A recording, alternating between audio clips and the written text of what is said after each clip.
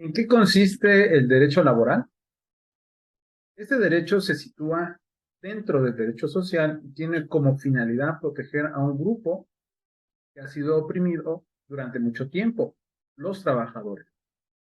Ahora bien, ¿cuáles son los principios en los que se basa el derecho laboral y cuáles son los mecanismos para su protección? En este video hablaremos de ello. Los principios fundamentales del derecho mexicano del trabajo son los siguientes. El primero, la idea de la justicia social. El trabajo debe ser visto como un derecho y un deber social. Este principio está reconocido expresamente en el texto del artículo 123 constitucional, que dice, toda persona tiene derecho al trabajo digno y socialmente útil. Y el artículo tercero de la ley que dice, el trabajo es un derecho y un deber social. El segundo principio tiene que ver con el principio de libertad.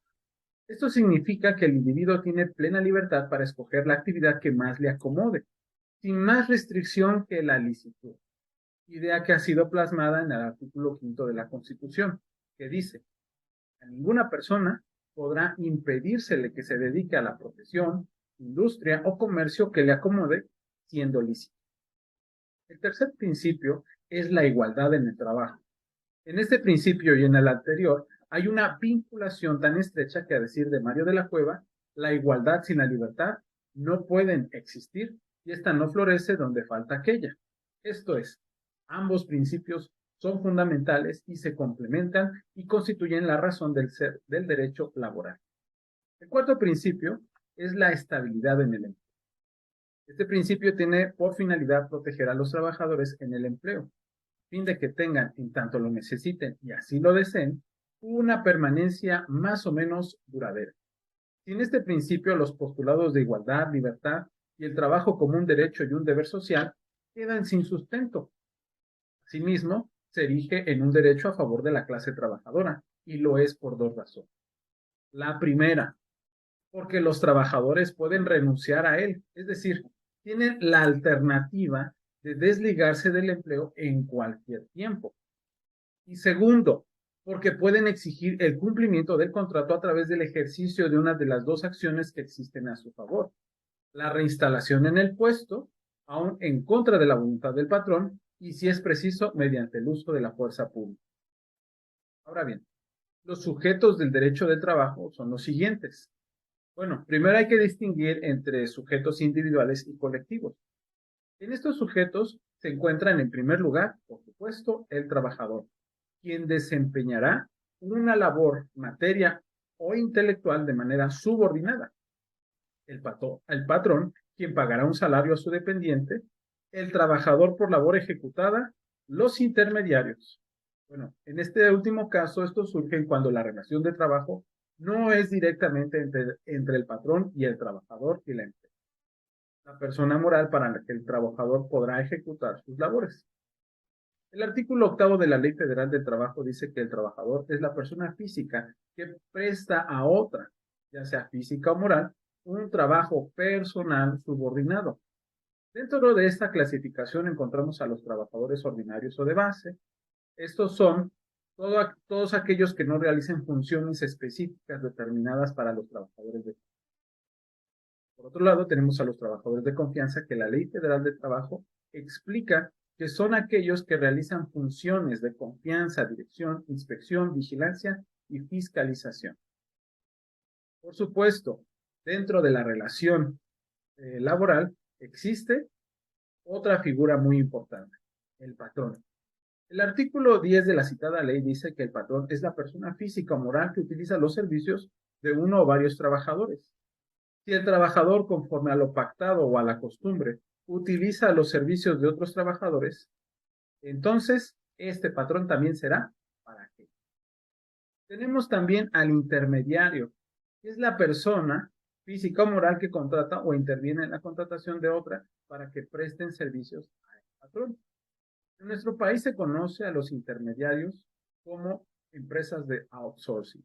Son empresas que subcontratan pero para la protección de los trabajadores a nivel internacional, también existen otros mecanismos como la Organización Internacional de Trabajo. Las razones fundamentales de la constitución de esta organización están establecidos en sus estatutos. Por un lado está la paz universal, que debe basarse en la justicia social. Que también haya condiciones de trabajo en el mundo que evidencien un estado de miseria y de injusticia social, lo cual es urgente cambiar. Y también esta organización pretende que si algún país o nación no adopta un régimen de trabajo humano, entonces aquí estarían señalando un grave obstáculo para que los pueblos del mundo pues, puedan mejorar sus condiciones de vida. La Organización Internacional del Trabajo fue creada en 1919, año en el cual se elaboró y aprobó su constitución. Y en el mes de octubre de ese mismo año, en su primera conferencia, adoptó sus primeros instrumentos internacionales.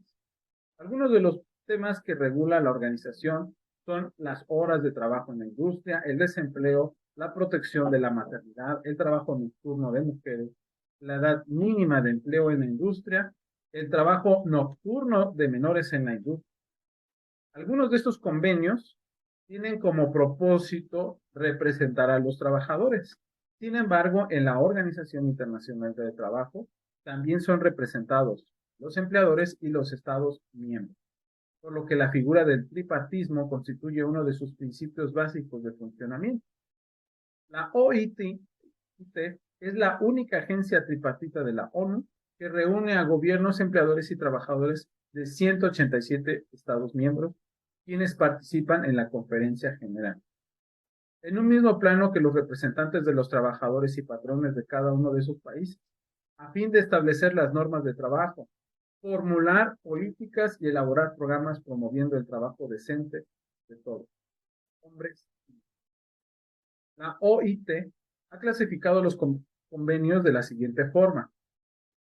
Tenemos el derecho de sindicación y de negociación colectiva, el convenio sobre el trabajo forzoso, el convenio sobre la abolición del trabajo forzoso y sobre la edad mínima. También está el convenio sobre las peores formas de trabajo infantil de 1999 y el convenio sobre la igualdad de remuneración. Por otro lado, existen convenios de gobernanza, por ejemplo, el convenio sobre la inspección del trabajo de 1947, convenio sobre la política de empleo del 64, convenio sobre la inspección del trabajo del 1969, convenio sobre la consulta tripartita. Es interesante señalar que en el caso de México se han ratificado 7 de los 8 convenios fundamentales. Y en el caso de los convenios de gobernanza solo se han ratificado 1 de los 4 convenios. También en el caso de los convenios técnicos, México ha ratificado 79 de los 177 que existen.